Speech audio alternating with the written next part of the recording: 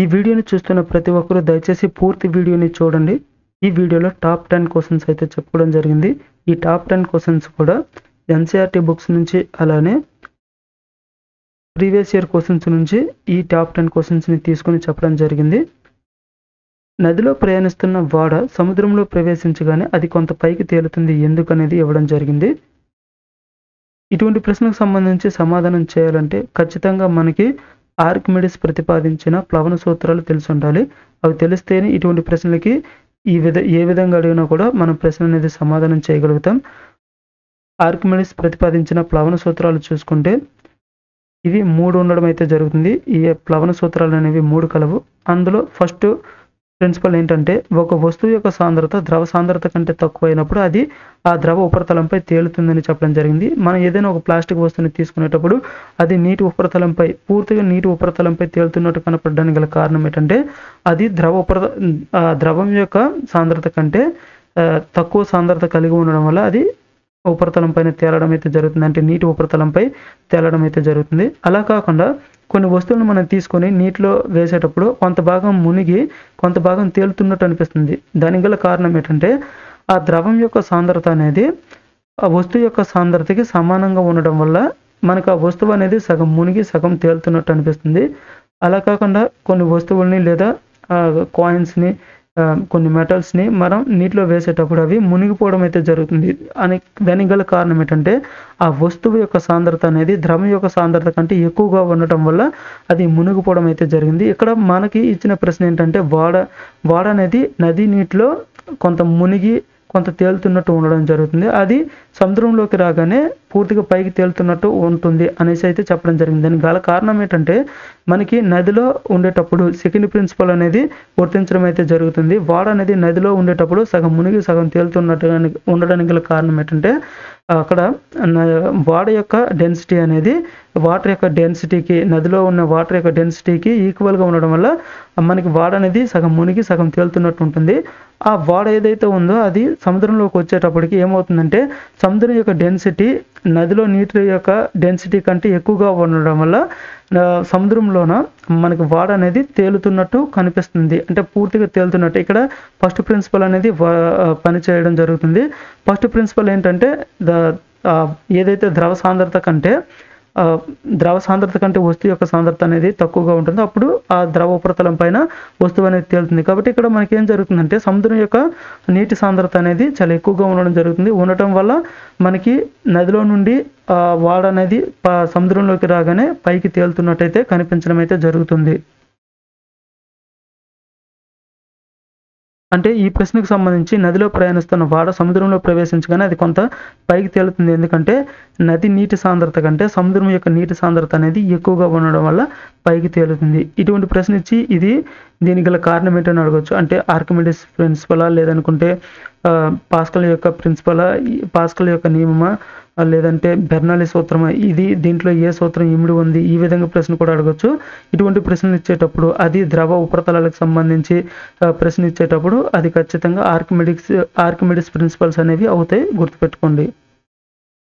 ఈ ప్రశ్న అనేది 9th క్లాస్ ఎన్‌సీఈఆర్‌టీ బుక్ నుంచి సేకరించడం జరిగింది. అలానే గత ప్రీవియస్ ఇయర్ పేపర్స్లో కూడా ఈ ప్రశ్న అనేది రావడం జరిగింది.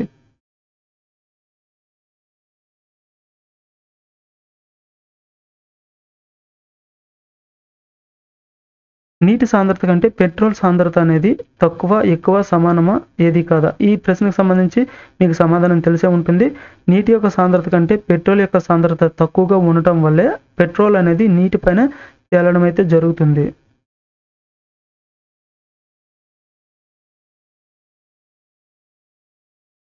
ఇక్కడ నీటి యొక్క సాంద్రత కంటే పెట్రోల్ యొక్క సాంద్రత ఉండటం వల్ల నీటి కంటే అంటే పెట్రోల్ బావిల్లో నీటి కంటే పైన పెట్రోల్ ఉంటుంది.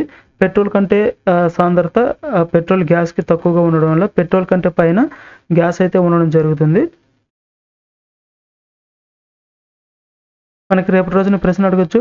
పెట్రోల్ బావి తవ్వుతున్నప్పుడు వెలువడే పదార్థాల యొక్క క్రమం అడిగితే మనకి ఏదైతే ఎక్కువ డెన్సిటీ ఉంటుందో అది కిందగా ఉంటుంది.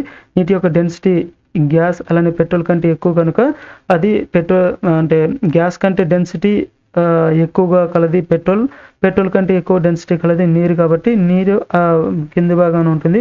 నీటి కంటే కొంచెం తేలికైనది డెన్సిటీ తక్కువ కలది పెట్రోల్, పెట్రోల్ కంటే డెన్సిటీ తక్కువ అనేది గ్యాస్. ఈ విధంగా పెట్రోల్ బావిలో పదార్థాలు అయితే అమరి ఉంటాయి.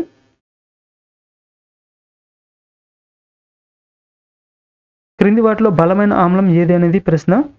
ఈజీగా ఇటువంటి ప్రశ్న ఇచ్చేటప్పుడు ఏదైనా క్రింది వాటిలో బలమైన ఆమ్లం ఏదైనా ప్రశ్న ఇచ్చేటప్పుడు ఈజీగా ఆన్సర్ అనేది మనం గుర్తించవచ్చు. స్ట్రాంగ్ యాసిడ్ అని అడిగితే ఖచ్చితంగా ఆ ఇచ్చిన దాంట్లో సింగిల్ హెచ్ అంటే ఒకే హెచ్ ఉంటే కనుక హెచ్ ప్లస్ ఆయాన్స్ని మనం యాసిడ్స్ అని పిలవడం జరుగుతుంది. కాబట్టి సింగిల్ హెచ్ ఉంటే అదే ఒకే హెచ్ ఉంటే అది స్ట్రాంగ్ యాసిడ్గా పిలవడం జరుగుతుంది.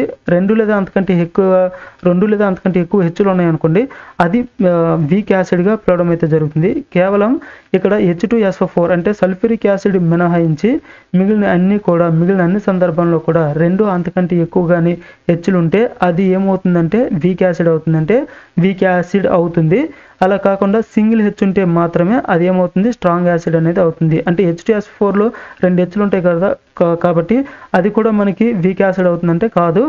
H2SO4 మినహాయించి H2SO4 అంటే సల్ఫ్యూరిక్ యాసిడ్ అనేది స్ట్రాంగ్ యాసిడ్ అయిన సల్ఫ్యూరిక్ యాసిడ్ H2SO4 మినహాయించి మిగిలిన అన్ని సందర్భంలోనూ సింగిల్ హెచ్ ఉంటే అది స్ట్రాంగ్ యాసిడ్, రెండు లేదా అంతకంటే ఎక్కువ హెచ్లు ఉంటే అది వీక్ యాసిడ్ అనేది అవుతుంది. గుర్తుపెట్టుకోండి.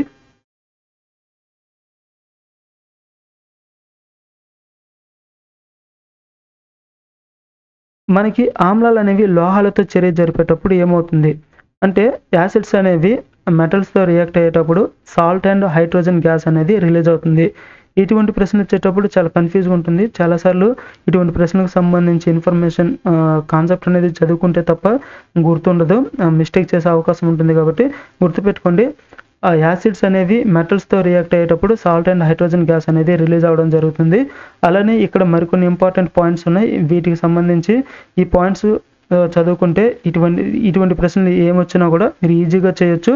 మనకి యాసిడ్ అనేది మెటల్తో రియాక్ట్ అయ్యేటప్పుడు సాల్ట్ అండ్ హైడ్రోజన్ గ్యాస్ అనేది రిలీజ్ అవ్వడం జరుగుతుంది. బేస్ అనేది మెటల్తో రియాక్ట్ అయ్యేటప్పుడు salt and hydrogen gas release అవ్వడం జరుగుతుంది. అంటే యాసిడ్ అయినా బేస్ అయినా మెటల్తో రియాక్ట్ అయ్యేటప్పుడు మనకి సాల్ట్ అండ్ హైడ్రోజన్ గ్యాస్ అనేది రిలీజ్ అవ్వడం జరుగుతుంది.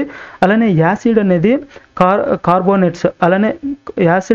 కార్బోనేట్స్ అంటే ఆమ్లం అనేది కార్బోనేట్స్ అండ్ మెటల్ హైడ్రోజన్ కార్బోనేట్స్తో రియాక్ట్ అయ్యేటప్పుడు మనకి మూడు పదార్థాలు అనేవి రావడం జరుగుతుంది. Salt and water and carbon dioxide అనేది రిలీజ్ అవ్వడం జరుగుతుంది. సాల్ట్, వాటర్, కార్బన్ డైఆక్సైడ్ అనేది రిలీజ్ అవ్వడం జరుగుతుంది. బేస్ అనేది ఈ కార్బోనేట్స్ అండ్ మెటల్ హైడ్రోజన్ కార్బోనేట్స్తో రియాక్ట్ కావు. కాబట్టి గుర్తుపెట్టుకోవాల్సిన అవసరం లేదు. కేవలము యాసిడ్ అనేది కార్బోనేట్స్ అండ్ మెటల్ హైడ్రోజన్ కార్బోనేట్స్తో రియాక్ట్ అయ్యేటప్పుడు సాల్ట్, వాటర్, కార్బన్ డైఆక్సైడ్ అనేది రిలీజ్ అవ్వడం జరుగుతుంది. అలానే యాసిడ్ అనేది బేస్తో రియాక్ట్ అయ్యేటప్పుడు ఏమవుతుందంటే యాసిడ్ బేస్తో రియాక్ట్ అయినా బేస్ యాసిడ్తో రియాక్ట్ అయినా మనకి సాల్ట్ అండ్ వాటర్ అనేది రిలీజ్ అవ్వడం అయితే జరుగుతుంది. ఇది కూడా గుర్తుపెట్టుకోండి. అలానే యాసిడ్ అనేది మెటాలిక్ ఆక్సైడ్స్తో రియాక్ట్ అయ్యేటప్పుడు సాల్ట్ అండ్ వాటర్ అనేది రిలీజ్ అవ్వడం జరుగుతుంది. అంటే ఇక్కడ మెటాలిక్ ఆక్సైడ్ అనేది దేనిగా ప్రవర్తిస్తుంది అంటే బేస్గా ప్రవర్తిస్తుంది. కాబట్టి యాసిడ్ అనేది బేస్తో రియాక్ట్ అయ్యేటప్పుడు సాల్ట్ అండ్ వాటర్ అనేది రిలీజ్ అవ్వడం జరుగుతుంది. అంటే ఇక్కడ మెటాలిక్ ఆక్సైడ్ అనేది బేస్గా పనిచేస్తుంది. కాబట్టి యాసిడ్ అనేది బేస్ కలిసి మనకి సాల్ట్ అండ్ వాటర్ ఎలా అయితే రిలీజ్ అవుతుందో అలానే ఇక్కడ యాసిడ్తో మెటాలిక్ ఆక్సైడ్ అనేది రియాక్ట్ అయ్యేటప్పుడు సాల్ట్ అండ్ వాటర్ అనేది ఉత్పత్తి అవ్వడం అయితే జరుగుతుంది. అలానే బేస్ అనేది నాన్ మెటాలిక్ ఆక్సైడ్తో రియాక్ట్ అయ్యేటప్పుడు సాల్ట్ అండ్ వాటర్ అనేది రిలీజ్ అవ్వడం జరుగుతుంది. అంటే ఇక్కడ నాన్ మెటాలిక్ ఆక్సైడ్ అనేది దేనిగా ప్రవర్తిస్తుందంటే యాసిడ్గా ప్రవర్తించడం అయితే జరుగుతుంది.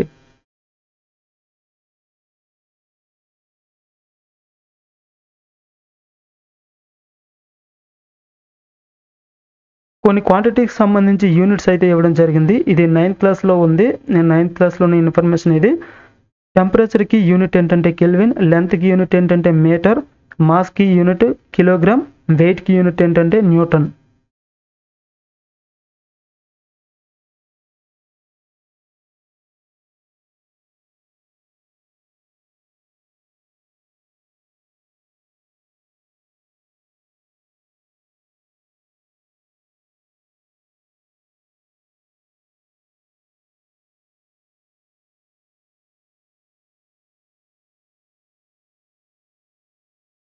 గది ఉష్ణోగ్రత వద్ద ద్రవ స్థితిలో ఉండే లోహం ఏదనేది ప్రశ్న అయితే ఇవ్వడం జరిగింది. ఈ ప్రశ్న కూడా 9th క్లాస్ టెక్స్ట్ బుక్ నుంచే సేకరించడం అయితే జరిగింది. ఈ ప్రశ్న కూడా ఇక్కడ ఇచ్చిన ఈ 10 ప్రశ్నలు కూడా ఎన్సీఆర్టీ టెక్స్ట్ బుక్ నుండి తీసుకున్నవే,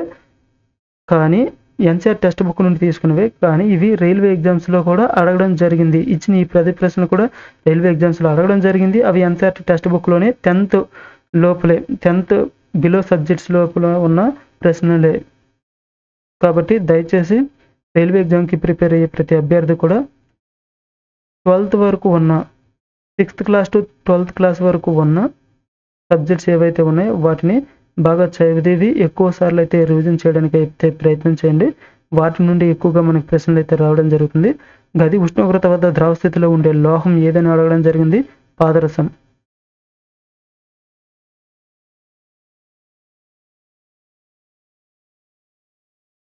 ఇదివరకు మన ఈ ఛానల్లో ఒక 1000 క్వశ్చన్స్ అయితే ఈ జనరల్ సైన్స్కి సంబంధించి అంటే బయాలజీ, ఫిజిక్స్, కెమిస్ట్రీ ఈ మూడిటితో కలిపి ఒక 1000 క్వశ్చన్స్ అయితే ప్రీవియస్ ఇయర్ అలానే ఎన్సీఆర్టీ బుక్స్ నుంచి ఒక 1000 క్వశ్చన్స్ని తయారు చేయడం జరిగింది.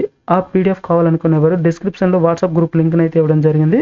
డిస్క్రిప్షన్లో వాట్సాప్ గ్రూప్లో జాయిన్ అయ్యి ఆ పీడిఎఫ్ని అయితే తీసుకోవడానికి అయితే ప్రయత్నం చేయండి. ఆ పీడిఎఫ్ అనేది ఫ్రీగా అయితే ప్రొవైడ్ చేయడం జరగదు. దానికి కొంత అమౌంట్ అయితే పే చేసి తీసుకోవాల్సి ఉంటుంది. ఆ 1000 క్వశ్చన్స్ అనేవి కూడా ఎన్సీఆర్టీ నుండి అలానే ప్రీవియస్ ఇయర్ క్వశ్చన్స్ నుండి తయారు చేసిన ప్రశ్నలే. దాంతోపాటు ఈ 1000 క్వశ్చన్స్ నుంచి 1100 క్వశ్చన్స్ వరకు అంటే సుమారు 100 ప్రశ్నలు. ఆ ప్రశ్నలు కూడా చాలా మోస్ట్ ఇంపార్టెంట్. అవి కూడా ఎన్సీఆర్టీ నుంచి 50% అయితే ప్రీవియస్ ఇయర్ క్వశ్చన్స్ నుంచి 50% క్వశ్చన్స్ని అయితే తయారు చేసి అందించడం జరుగుతుంది. దాని యొక్క పీడిఎఫ్ కావాలనుకున్నా కూడా వాట్సాప్ గ్రూప్లో జాయిన్ అవ్వండి. యాసిడ్ బేసిస్కి సంబంధించి కంప్లీట్ ఎన్సీఆర్టీ బుక్స్లో ఏదైతే ఇన్ఫర్మేషన్ ఉందో ఆ కంప్లీట్ ఇన్ఫర్మేషన్ని నోట్స్ని ప్రిపేర్ చేయడం జరిగింది. దాని యొక్క పీడిఎఫ్ కావాలనుకున్నా కూడా దయచేసి వాట్సాప్ గ్రూప్లో జాయిన్ అయ్యి పీడిఎఫ్ని అయితే తీసుకోవడానికి అయితే ప్రయత్నం చేయండి. త్వరలోనే ఫిజిక్స్కి సంబంధించి ఎన్సీఆర్టీ బుక్స్లో ఏవైతే ప్రాబ్లమ్స్ అయితే ఉన్నాయో ఆ ప్రాబ్లమ్స్ యొక్క పీడిఎఫ్ని అయితే త్వరలోనే అందించడం అయితే జరుగుతుంది. ఇక్కడ కుళ్ళిన కోడిగుడ్ల వాసన గల వాయువు ఏది అనేది ప్రశ్న. కుళ్ళిన కోడిగుడ్ల వాసన గల వాయువు ఏదంటే హైడ్రోజన్ సల్ఫైడ్.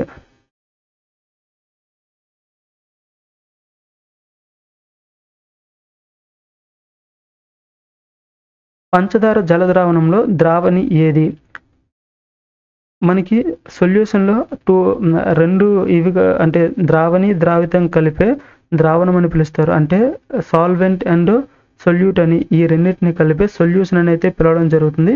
మనకి షుగర్ సొల్యూషన్లో సాల్వెంట్ ఏది అనేది ప్రశ్న అయితే ఇవ్వడం జరిగింది.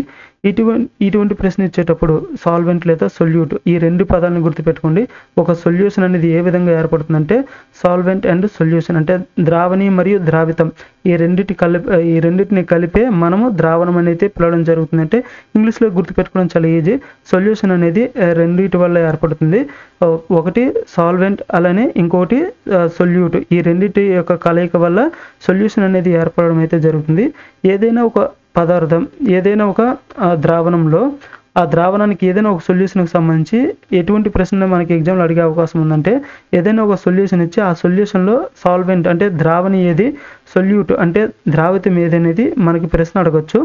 ఇక్కడ ఎక్కువ పరిమాణంలో ఫర్ ఎగ్జాంపుల్గా ఇక్కడ ఏమి ఇచ్చారు మనకి షుగర్ సొల్యూషన్ అయితే ఇవ్వడం జరిగింది. ఈ షుగర్ సొల్యూషన్లో అంటే పంచదార నీళ్ళలో ఏది ఎక్కువగా ఉంటుంది? పంచదార ఎక్కువగా ఉంటుందా క్వాంటిటీ, లేదంటే నీరు ఎక్కువగా ఉంటుందా? నీరు అనేది ఎక్కువగా ఉంటుంది. ఎక్కువ పరిమాణంలో ఏదైతే ఉంటుందో దానినే సాల్వెంట్ అని పిలుస్తారు. అంటే ద్రావణి అని పిలవడం అయితే జరుగుతుంది. అంటే తనలోని ఏదైనా ఒక వస్తువుని కరిగించుకునే దానిని లేదంటే ఎక్కువ పరిమాణంలో ఉన్న దానినే సాల్వెంట్ అని పిలుస్తారు. సాల్వెంట్ అంటే ద్రావణి అని అయితే పిలవడం అయితే జరుగుతుంది. ఇక్కడ మనకు పంచదార జలద్రావణంలో ఏమడిగారు? సొల్యూట్ అడిగారా, సాల్వెంట్ అడిగారా? అంటే సాల్వెంట్ అంటే ఎక్కువ పరిమాణంలో ఏది ఉంటుంది అనేది అడగడం అయితే జరిగింది. అంటే సాల్వెంట్ అంటే నీరు అనేది ఎక్కువగా ఉండడం జరుగుతుంది, పంచదార అనేది కొద్ది పరిమాణంలో ఉండడం జరుగుతుంది. కాబట్టి పంచదార అనేది సొల్యూట్ అవుతుంది, నీరు అనేది సాల్వెంట్ అవుతుంది, పంచదార నీరు అనేది సొల్యూషన్ అవుతుంది.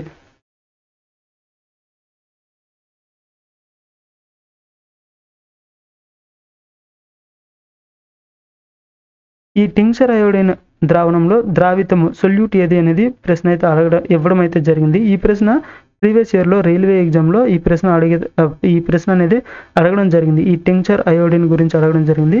టింక్చర్ అయోడిన్లో అసలుకి ఏ పదార్థాలు ఉంటాయి, టింక్చర్ అయోడిన్ అనేది ఏ రెండింటి యొక్క కలయిక వల్ల టింక్చర్ అయోడిన్ అనే సొల్యూషన్ ఏర్పడింది అనేది తెలిస్తే కనుక ఆన్సర్ చేయగలం, లేదనుకుంటే చేయలేం. టింక్చర్ అయోడిన్ అనేది అయోడిన్ మరియు ఆల్కహాల్ యొక్క మిశ్రమమే మనకి టింక్చర్ అయోడిన్ యొక్క సొల్యూషన్. అయితే ఇక్కడ సొల్యూట్ అనేది అడగడం జరిగింది. అంటే ఎక్కువ పరిమాణంలో కాకుండా తక్కువ పరిమాణంలో ఏదైతే ఉంటుందో తక్కువ పరిమాణంలో ఉన్నదే అలానే వేరే దాంట్లో కరిగే దానిని ఏమని పిలుస్తారు, సొల్యూట్ లేదా ద్రావితము అనేది పిలవడం అయితే జరుగుతుంది. ఇక్కడ ఏది తక్కువగా ఉండడం అయితే జరుగుతుందంటే ఆ టింక్చర్ అయోడిన్లో అయోడిన్ అనేది చాలా తక్కువగా ఉంటుంది, ఆల్కహాల్ పరిమాణం అనేది ఎక్కువగా ఉంటుంది. అంటే ఇక్కడ ఆల్కహాల్ అనేది ఏమవుతుంది, ఏదైతే ఎక్కువ పరిమాణంలో ఉంటుందో దాన్ని సాల్వెంట్ అని పిలుస్తారు, ఏదైతే తక్కువ పరిమాణంలో ఉంటుందో దానిని సొల్యూట్ అనేది పిలవడం జరుగుతుంది. అలానే కరిగే స్వభావం ఏదైతే ఉంటుందో, కరిగే స్వభావం లేదా తక్కువ పరిమాణంలో ఉన్నదాన్ని మనం ఏమని పిలుస్తాం, సొల్యూట్ అనేది పిలవడం జరుగుతుంది. మనకు అడిగింది టింక్చర్ అయోడిన్లో సొల్యూట్ ఏది అని అడగడం జరిగింది. తక్కువ పరిమాణంలో అయోడిన్ ఉంటుంది కాబట్టి ఇక్కడ టింక్చర్ అయోడిన్ సొల్యూషన్లో మనకి సొల్యూట్ ఏమవుతుందంటే అయోడిన్ అనేది అవ్వడం జరుగుతుంది. ఇక్కడ ఒక సొల్యూషన్ అనేది రెండింటి కలయిక వల్ల ఏర్పడుతుందని చెప్పుకోవడం జరిగింది. ఒకటి సాల్వెంట్ అలానే సొల్యూట్, ఈ రెండింటి కలయిక వల్లనే సొల్యూషన్ అనేది ఏర్పడడం జరుగుతుంది. ఒక సొల్యూషన్లో ఎక్కువగా క్వాంటిటీ దేని యొక్క పరిమాణం ఎక్కువగా ఉంటుందో ఒక ద్రావణంలో, ఒక జల ద్రావణంలో, ఫర్ ఎగ్జాంపుల్గా పంచదార నీరు మిశ్రమం, పంచదార సొల్యూషన్ ఏదైతే ఉందో పంచదార సొల్యూషన్లో వాటర్ క్వాంటిటీ ఎక్కువగా ఉంటుంది, షుగర్ క్వాంటిటీ తక్కువగా ఉంటుంది. వీటికి సంబంధించి ఏ విధంగానే ప్రశ్న మనకు రావచ్చు. ఆ ప్రశ్నలో మనకి దేని యొక్క క్వాంటిటీ ఎక్కువగా ఉంటుందని తెలిస్తేనే వాటి యొక్క సమాధానం మనకి సింపుల్గా చెప్పొచ్చు. మనకి పంచదార నీరులో వాటర్ ఎక్కువగా ఉంటుంది, షుగర్ కంటెంట్ అనేది చాలా తక్కువగా ఉంటుంది కాబట్టి మనం ఈజీగా చెప్పొచ్చు వాటర్ అనేది అక్కడ సాల్వెంట్, అలానే సొల్యూట్ అనేది చక్కెర షుగర్ అనేది అవుతుందనేది ఈజీగా చెప్పొచ్చు. ఇటువంటి ప్రశ్నలు అనేవి ఎక్కువగా ప్రాక్టీస్ చేయడం వల్ల వీటిపైన ఇప్పుడు ఏదైతే ఈ సొల్యూషన్, సాల్వెంట్, సొల్యూట్ ఏదైతే ఉందో వీటిపైన ఏ విధంగా ప్రశ్న అడిగినా మనం ఈజీగా చేయొచ్చు. ఈ ప్రశ్న అనేది ఇప్పుడు ఏదైతే ప్రశ్న ఉందో టింక్చర్ అయోడిన్ సొల్యూషన్ ఏదైతే ఉందో దీనిపైన గతంలో రావడం జరిగింది. ఇటువంటి ప్రశ్నలు రావడం అయితే జరిగింది. ఈ ప్రశ్న కూడా మనకి 9th class NCERT text book నుంచే సేకరించడం జరిగింది. కాబట్టి దయచేసి ఇంకా ఎవరైనా మన ఈ ఛానల్ని సబ్స్క్రైబ్ చేసుకోకపోతే సబ్స్క్రైబ్ చేసుకోండి. PDF కావాలనుకునేవారు ఈ జనరల్ సైన్స్కి సంబంధించి చాలా PDFs ఉన్నాయి. చాలా PDFs NCERT బుక్స్ నుంచి ప్రీవియస్ ఇయర్ క్వశ్చన్కి సంబంధించి PDFs అయితే ఉండడం జరిగింది. వాటిని కావాలనుకునేవారు వాట్సాప్ గ్రూప్లో జాయిన్ అయ్యి PDF కావాలని మెసేజ్ చేయండి. వాటికి సంబంధించి తక్కువ కాస్ట్తోనే మీకైతే అందించడం జరుగుతుంది. ఎవరైతే తక్కువ ధరలోనే వాటిని PDFని తీసుకోగలమని అనుకుంటున్నారో వాళ్ళు మాత్రమే వాట్సాప్ గ్రూప్లో జాయిన్ అవ్వడానికి అయితే ప్రయత్నం చేయండి. Thank you.